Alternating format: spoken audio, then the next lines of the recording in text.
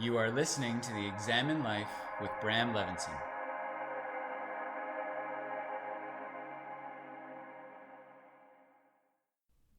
I want you to stop what you're doing. Whatever you're doing right now, wherever you are, whatever you're doing while you listen to this, I want you to stop it. If you're driving, pull over at the next opportunity or the next available opportunity. If you're house cleaning, if you're jogging, if you're walking down the street, I want you to stop. I get a lot of feedback from many of the listeners telling me that, they like to listen to the podcast when they're at home house cleaning or when they're in their car en route somewhere. And I recognize that this podcast is something that we do while we do other things. And so right now, at the next available possible moment, I want you to stop whatever else you're doing. I want you to look around yourself. Look around you. Look at where you are. And consider everything that makes this moment in time what it is. These are the golden days. These days, the days that are comprised of today and the days that preceded it and the days that will follow it, are the golden days. The days that you'll look back on later in life and think about how good life was. I realize, again, that listening to this podcast is just another thing that gets done as life happens. You could be working, you could be on the phone, cooking, paying bills online, walking the dog, having a glass of wine, picking up the kids, buying groceries for tonight's dinner. All the things that you do, all the things that we do, every day another sequence of doing and getting it all done and dusted. And while everything does need to get done and dusted, these things are also, seen through a certain lens, distractions. They keep us from stopping and taking stock in what makes now golden. I've spoken about this often, but I want to talk about it again.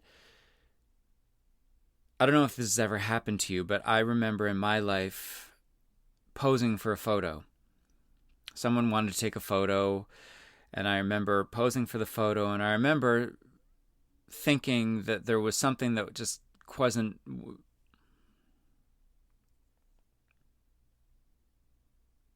I've spoken about this before. I want to speak about it again. I don't know if this has ever happened to you, but this has happened to me many times in my life, where someone wanted to take a photo, whether I was at a social event or whether it was on one of the trips that I give around the world or whatever, or if I wanted to take a photo of my partner and myself or my family or whoever. I remember posing for the photo, and I remember thinking certain thoughts about how I didn't look good.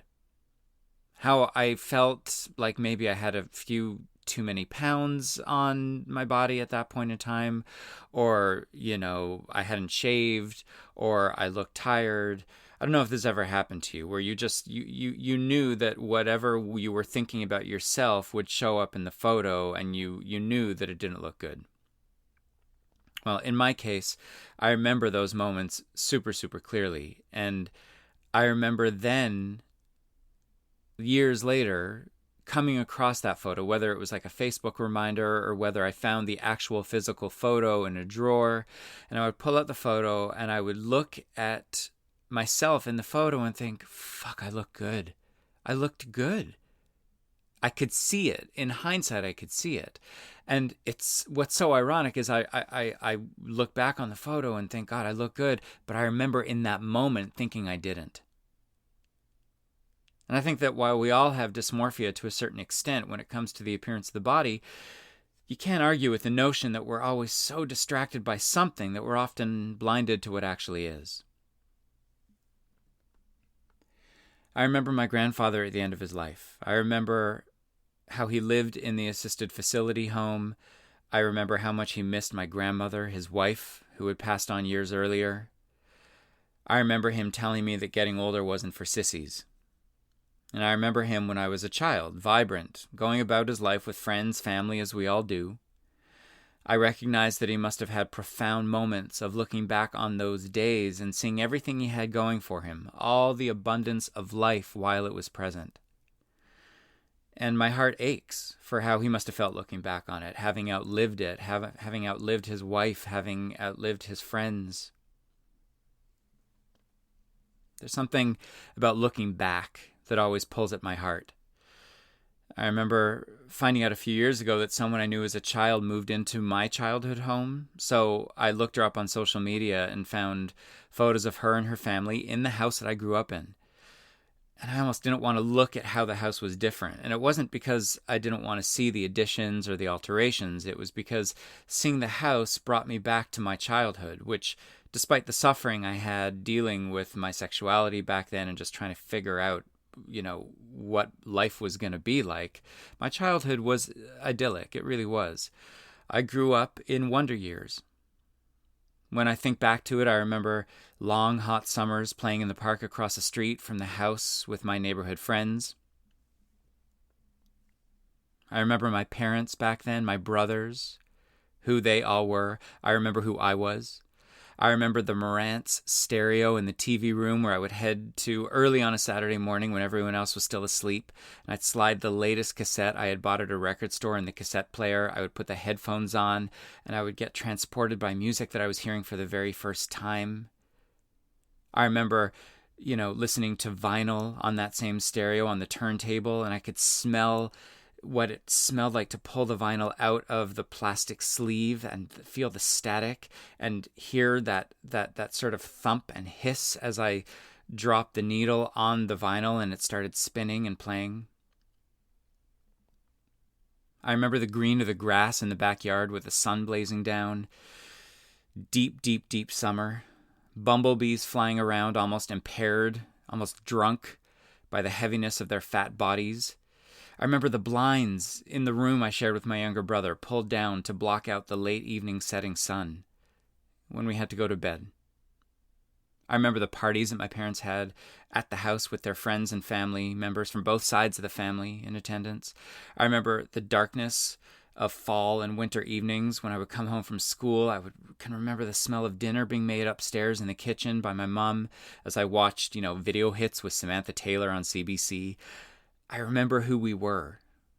My mom, my dad, my older brother, my younger brother. I remember us, who we were as a family that lived together.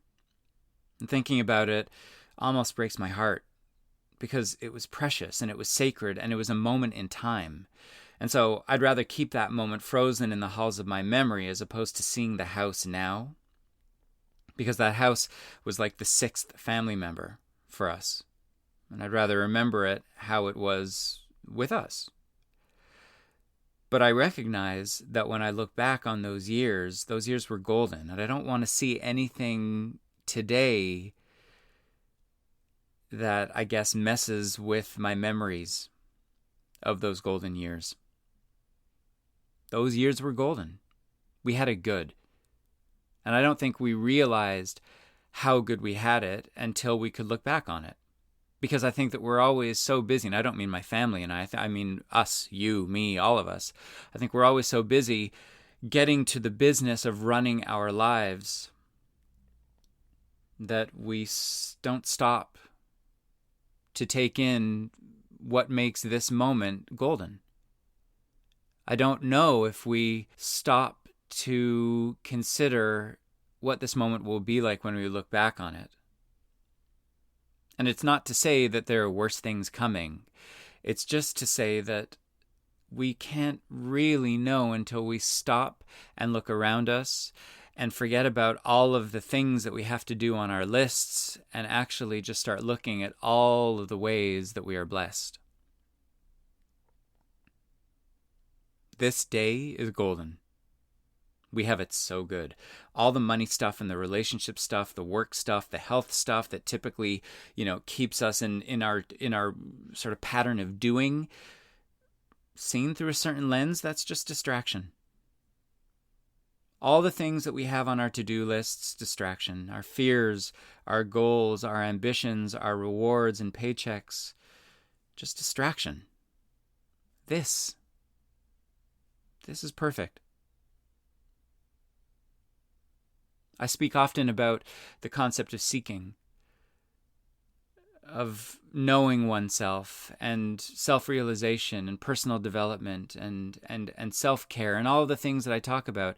And the shadow side of talking about all these things, as I've said in a previous episode of the podcast, is that it can convince us that what we have right in front of us as it is, with nothing to change, isn't perfect. It can convince us that we need to keep going and seeking and doing and striving in order to somehow achieve a better now. Better versions of ourselves, higher versions of ourselves. And listen, while I do believe it is our life's work to know ourselves, and I mean that in a capital S kind of way, selves, I also recognize that everything that we are seeking, ultimately we embody and exists in this very moment. We just have to point what the Bhagavad Gita refers to as our one-pointed mind towards it. We need to recognize how we will look back on this phase of life. Recognize how you will look back on this phase of your life one day with so much poignance, with so much nostalgia, and you're going to remember that you took a second now to recognize and appreciate and understand the inherently transient nature of being, that everything changes, and that it's normal that we go from one moment to the next moment to the next moment, and to a certain extent be unaware of everything that makes this the moment that we will look back on with so much like heart-squeezing affection. I don't know if you've ever seen the movie Her, that film. I think it was Joaquin Phoenix who's in it. But, you know, the movie Her is about this guy who was in a long-term relationship with a woman, and the relationship didn't work out. And he ends up falling in love with an iOS. He ends up falling in love with, I guess, an operating system that is being developed. And there, you know, he works for this company that operates, or rather that develops operating systems that are basically just artificial intelligence, personalities, actual, you know, profiles that have narratives. So it's almost like people without the people. It's the story of someone. It's a voice of someone. This woman has a name. This iOS operating system has a name. And he falls in love with her. And throughout the film, as he's, you know, dancing this dance of falling in love with an operating system in a world where human connection seems to be more and more scarce, there are moments where the director shows us that he is reflecting back on his relationship that he had with this other woman, and every time he goes back into one of those memories, you're seeing it through his eyes. You're seeing her through his eyes, his ex-girlfriend, and you're seeing the moments they had together, the moments that were loving and the moments that were sacred. And the way the director filmed it, you know, they're like golden shafts of light beaming down on this woman, and the filter is soft. And for me, it really hit home because it really spoke to the way we look back and romanticize about what was and how good things were. And listen, obviously, nothing is ever one thing. So you can't look back on a moment and think, oh, it was such a perfect moment because everything else was happening. Where there are good things, there are also, you know, the opposite of good things occurring, because everything does coalesce with its opposite. But with that said, I think that it is necessary to look back on the moments that were beautiful and that were good and that we still carry with us, and that we see through those lenses where the lighting is golden and the shafts of sunlight sort of filter down, and we remember the beauty. We remember the facility, the ease, the peace, the love. We remember everything that we had going for us that was good. And when I do that, when I look back on my own childhood, when I look back on, you know, the relationships that I've had, even the relationship I still have, but that started out differently than it was now, I look back on it and I see it through those lenses. I see it through that filter of light. I think it's important that we all do that. I think it's important that we recognize what those moments are for each one of us. in our own narratives, but I think it's even more important that we recognize and appreciate it now. I think that it should be mandatory. It's essential for you now to recognize how this moment is going to be the moment that you look back on and think, wow, I had it so good. Things were wonderful. Things were great. Even in the presence of all that other stuff, things were great. So recognize and appreciate it now. And I'll see you later.